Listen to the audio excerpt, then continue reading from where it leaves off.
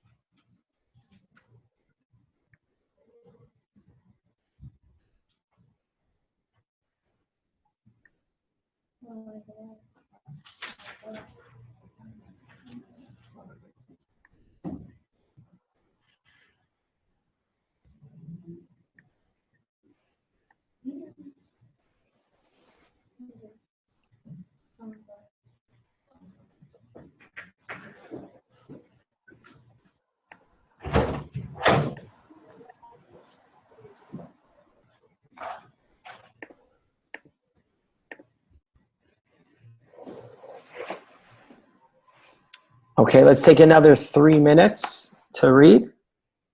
You guys are doing a great job today, so I really appreciate you guys working nicely.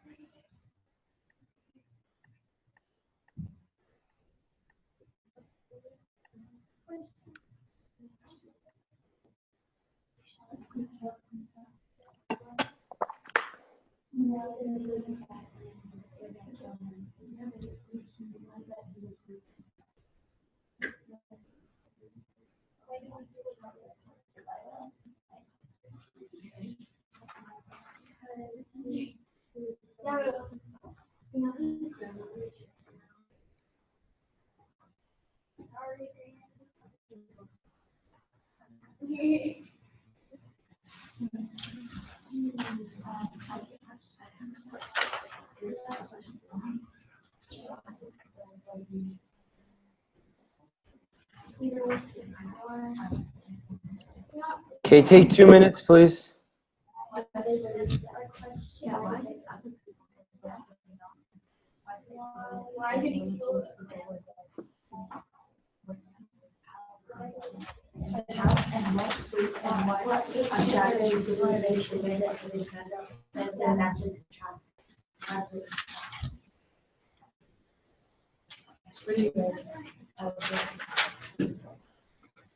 Okay, another minute and a half. Did you guys work together? Something together? What do you think?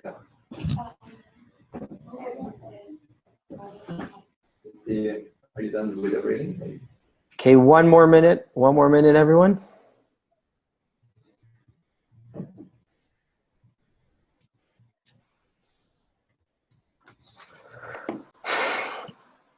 All right, you guys are doing really well.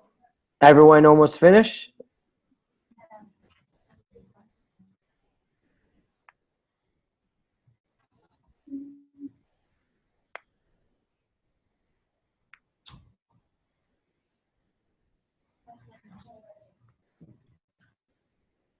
Okay. Before we get started with the questions, can anyone maybe give a little bit of a summary, maybe like 1 point or 2 points? I'll ask from a couple of you of what the Nazi Party was and what they believed in and what they did. Anybody want to volunteer? Are you guys still working? No? Okay, how about in the back right? You guys want to try giving like a 1 or 2 sentence about what the Nazis were? The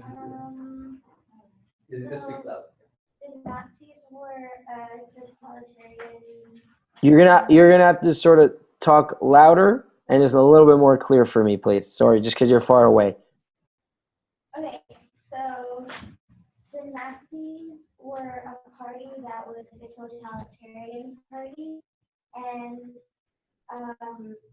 it started in I think 1919 it says here, and they believed that Germany was suffering through a harsh economic crisis, and I thought that it was due to all the Jews.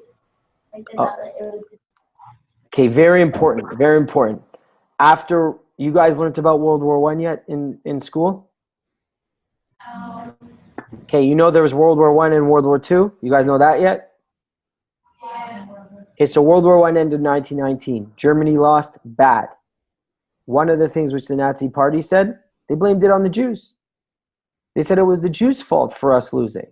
Right. That's one thing. Anyone else want to say another thing about the Nazi Party? On my left, in the glasses and the blonde hair. Want to share anything? Hello? No? Anyone else want to share something about the Nazis? You guys just read about them. Okay, any questions? Can we see here any questions? Yes, in the red. So our question, Tally and I, was how did the Nazis' methods work to make the citizens of Germany believe that getting rid of the Jews would help the economy? Oh, and we also had why do the people believe that Hitler, believe what Hitler was telling them? One more time. Well, I didn't get the second question. That was the thing. No, it's different, yeah. So why did people believe Hitler? Why did people believe Hitler? I can't fully answer that second question. What I can do is tell you a good movie to watch, called The Wave. I don't know if you've ever seen that, but if you watch The Wave, that's a very good movie to watch to explain the answer of how did people listen to Hitler. That's one. Number two, the question before was, if you want to say it just one more time, please. The first question. How did the Nazis' methods work to make the citizens of Germany believe that getting rid of the Jews would help the economy? Great. So there's a couple of things which are very important. When Germany after 1919, after World War I, they were hated by the world. Nobody liked them. They caused tons of deaths. They had a world war against the world, and because of that, they were in economic depression. Things were not good. So one of the ways in which the Nazi Party came to power, and they showed that the Jewish people, by showing that the Jewish people were the problem, they were able to get people on their board because they saw that by making the Jewish people suffer in different ways, doing cheap labor, working for nothing, selling their property, getting rid of the Jews, giving more jobs for the people, taking away jobs from Jews, taking them away from places, that would give the people more opportunity to make money to get out of this bad place. So that's how they got, it's not the only way, but it was one of the ways in which they got people on board in hating the Jewish people. But remember, as I said before, it was a little bit part of their culture. It was part of their history. So it wasn't so crazy. I've been trying to explain to you that they're not jumping from, like I said, having it in their history and in their culture to the Holocaust. That's a big jump. But if you take a piece in the middle, the Nazi Party connecting sort of like, oh, there's a little bit of history of anti-Semitism against the Jewish people, connecting that, and then we could see how we then can connect to Kristallnacht. Hi, Rabbi, how are you? Doing well. How are you? Very good, very good. You come in at a really interesting class. Yes, on the left side. What happened to the Germans who didn't agree with Hitler and the Nazis? So it's a really great question. And the answer is it depends on the timing. Now, a lot of people don't understand this. Like a lot of people think that all of a sudden this man named Hitler came to power, he fought for it, he killed people, and that's not how it happened. Just like I explained to you guys before, just like we have in Canada, there's a democratic election where you vote for people to come into power, certain amount of seats as a member of parliament, all these things. It was like that in Germany, not the exact same, but similar. And the Nazi Party was voted in. Now, so once they were voted in, that was 1933. Between 1933 and 1939, before the Holocaust, if you didn't agree with them, okay, you weren't necessarily looked so highly upon. But remember, there's different parties. You could be part of a different party and believe in something else. But as Hitler and the Nazi Party got a lot more power, and then ultimately Hitler basically, and I don't want to get so much into the politics, basically made himself the ruler, and no one could argue with him. He was basically the dictator, meaning one person with the power. Once you disagree with the Nazi Party, you were basically in danger. Have you ever heard of the term righteous Gentile? Yeah. So righteous Gentile is a term which was about non-Jewish people during the Holocaust who saved Jewish people. There were many, many, many non-Jewish people who saved Jewish lives, and they're considered righteous Gentiles. Gentile means non-Jewish, right? And that was very important because these people put their lives at risk. They risked their lives to save people. So to answer your question, at a certain point in time, if you were a German and you disagreed with the Nazi Party openly, you could have risked your life for that. Okay, let's move on to the next part. You guys on your handout, you guys on question 6, there's a number of pictures there. So you guys just read information, which was, helpful to understand the Nazi Party. What I'd like you to do is, using these 6 pictures, I want you to answer this question. Please explain how Hitler and the Nazi Party rose to power. We sort of discussed it a little bit before, but this sort of, instead of just reading it, puts pictures, maybe like represents some things that you read, and you can write your answer where it says right answer here. And how does this show that the Nazis came to power? How did they come to power? So let's take 2 minutes to answer that question. You can work with a friend also.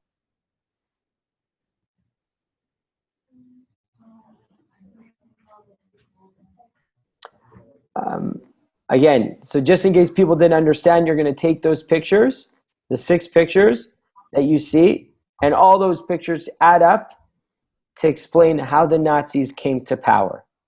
Okay? And through those pictures, I want you to explain how you think the Nazis came to power through these pictures. Okay? Take a minute and a half to 2 minutes to do this, please.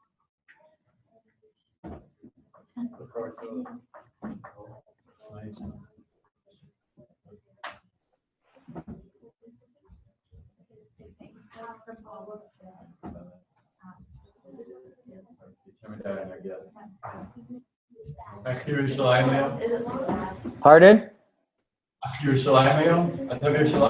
Yeah, that's where I live. Thank you. It's not. You're breaking up. Sorry, Rabbi. Which neighborhood?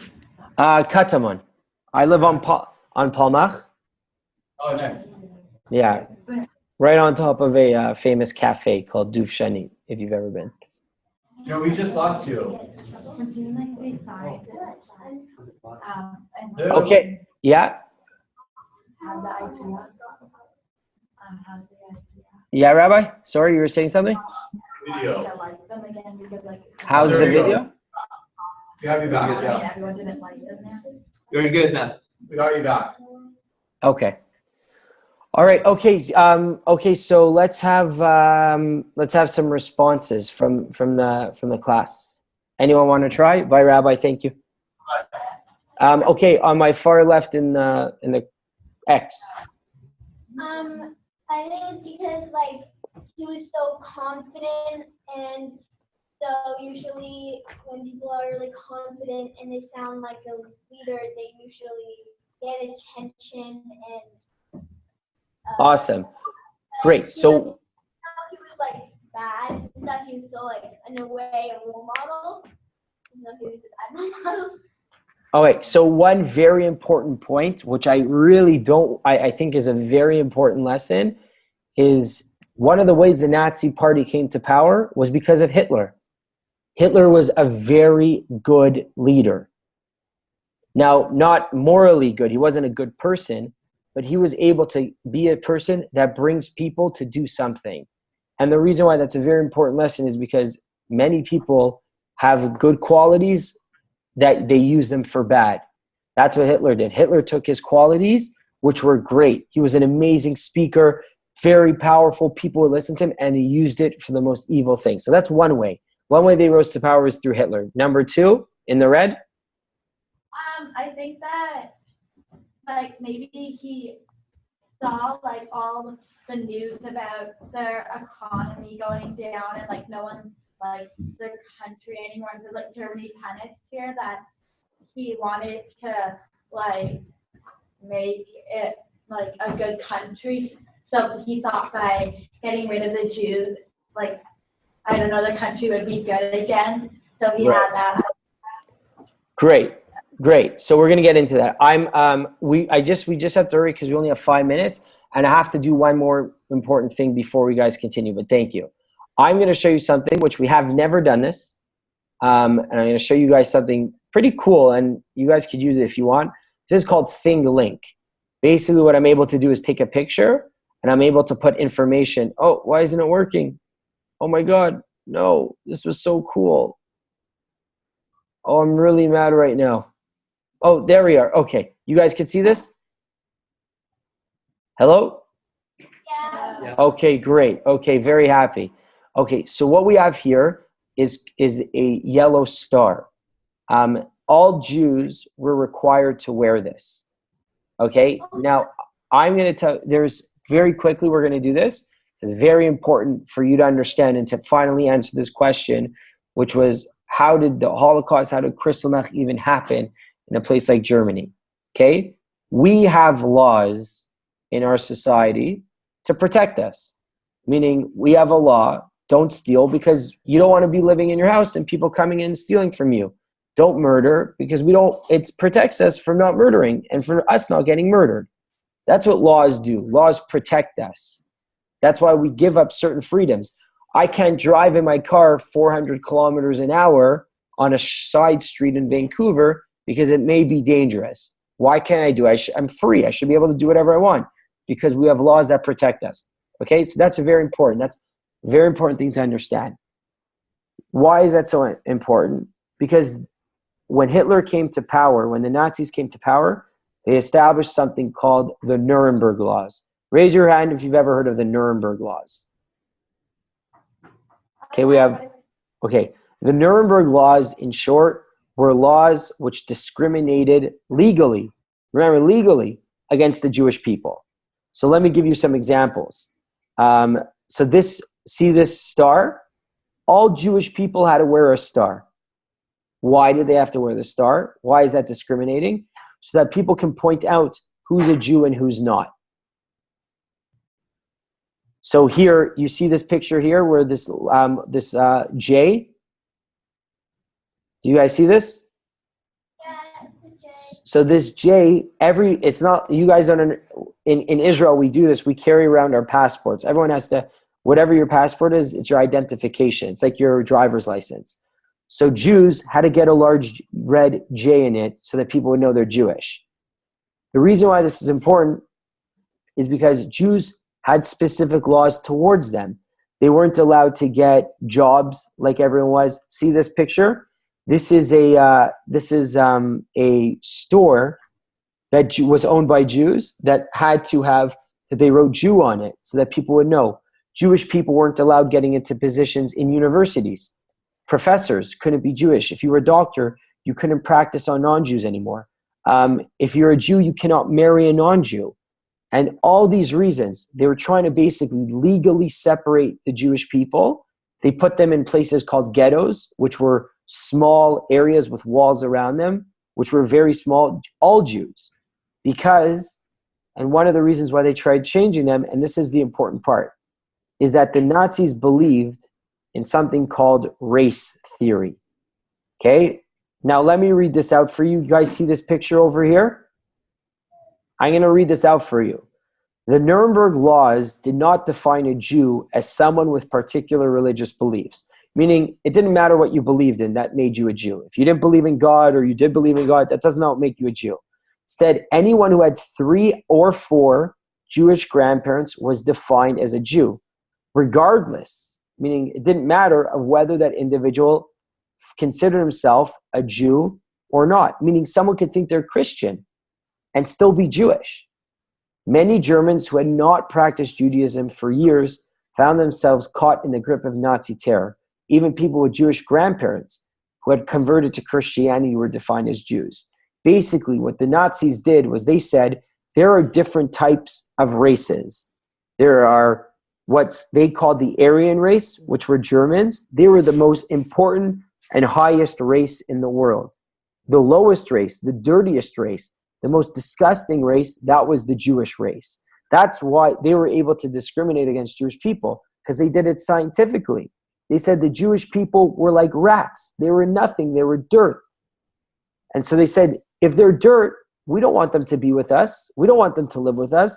We don't want them to marry us. We don't want them to work with us. So what they did is they made laws called the Nuremberg laws, which separated the Jews. And what you and I are accustomed to, and thankfully have laws which protect us, the Jewish people in Germany now had laws which not only didn't protect them, which made it more dangerous for them. And this is how we can better understand how the Kristallnacht and eventually how the Holocaust happened. Because the Jews were living in a place where it wasn't safe for them to be Jews. It wasn't safe for them to live. And in fact, it was dangerous. Legally, it was dangerous. It was fine to come up to a Jew and beat him. It was fine to come up to a Jew and push him away. And this was a very important. This is how Kristallnacht happened. Talia, question. What if you were a Jew but you didn't wear the stars so that people didn't know that you were a Jew? So it's interesting. The Nazis were very, very smart. They used like the highest modes of technology and science to find out who was a Jew and who was not. Between 1933 and 1939, they used computers, like the first computer, not computer, but like a type of computer, to see and document who was Jewish. They knew who all the Jews were. That's why, like, when they went into a town and they knew certain amounts of people were it's like, how do they know everyone? They knew because they had this all documented, because they took the time to move them. You had people with like gorgeous, beautiful houses, these Jews who didn't even consider themselves Jewish. They thought they were Christian. They were working in the universities. They were doctors. They were really rich, living in these beautiful apartments that were moved into these stinking, disgusting apartments with all the other Jews. It didn't matter who you were. You were Jew. Everyone was, as in the eyes of the Germans, as disgusting, as dirty, and they couldn't be with the German people. And I don't know if we'll have time to go through a lot of this. Basically, in short, because of these Nuremberg laws, the question is, what would you do if you were living at that time? So people left. Some people left Germany, not a lot of people. Some people stayed. Some people tried to run away. But ultimately, by 1939, that's when the Germans started to send Jewish people to concentration camps to get killed. And it's a very unfortunate story, but what you've learned today is how it went from history of anti-Semitism, just a bit, it was part of it, people were doing it, to a party that came and established laws against the Jewish people, which allowed them to be discriminated against, which ended up to a night of crazy violence where there was no repercussions from Germans, from the world, anybody, nobody cared. Everyone just let it happen. It's like, okay, this happened, which ultimately led to the Holocaust and the murder of 6 million Jews. And the most amazing part of this whole story is that despite this terrible act and the amount of many Jews died, we're still here today. We still have a country. I live in Jerusalem, the capital of Israel. We have a state. We have strong Jewish communities all over North America. And even though all this anti-Semitism and terrible things happened, people still persisted, people still were strong. And that's the story of the Jewish people. Jewish people, no matter the tragedies, and we can say, oh, who wants to be a Jew? People get killed, this happens. That's not what we look at. What we look at is not the tragedy, but what happens after the tragedy. Okay, let's have a couple questions, then we'll finish up. On my left, in the white. I think, wasn't Hitler a Jew?